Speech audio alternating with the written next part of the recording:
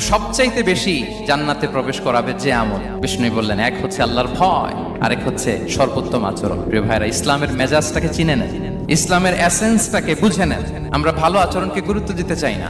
অনেক নামাজি লোক দেখবেন নামাজ পড়তে পড়তে কপালে কালো দাগ ফেলে দিচ্ছে, বাসায় বউয়ের সাথে খারাপ আচরণ করে, খিটখিটে মেজাজের, প্রতিবেশীর সাথে শুধু ঝগড়া, কলিগদের সাথে ঝগড়া, মারামারি, দুঃসম্পর্ক, এরকম আছে না? নাই বলেন, আছে না?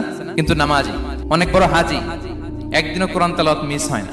তো এত আবাদত করেও সে ইসলামের আসল এসেন্সটাকে ধরতে পারেনি। বিষ্ণু বললেন, সবচেয়ে বেশি জান্নাতে প্রবেশ করাবে যে দুটি আমল, একটি হচ্ছে তাকওয়াল্লাহ, আল্লাহর ভয়, আরেকটি হচ্ছে উত্তম আচরণ, সর্বোত্তম আচরণ। তো আমরা যেন উত্তম আচরণের অধিকারী হই, আমার স্ত্রীর সাথে যেন ভালো আচরণ করি, প্রতিবেশীর সাথে যেন ভালো আচরণ করি, ছেলে মেয়েদের সাথে যেন আমাদের অ্যাটিটিউডটা ভালো থাকে, আচরণটা ভালো থাকে, কলিগের সাথে যেন ভালো থাকে। বিশ্বনবীর আচরণ যেমন ছিল তেমন আচরণ যেন আমরা গড়ে তুলতে পারি। আওয়াজ করে পড়ুন আমিন। শুনুন, আবু দাউদের এক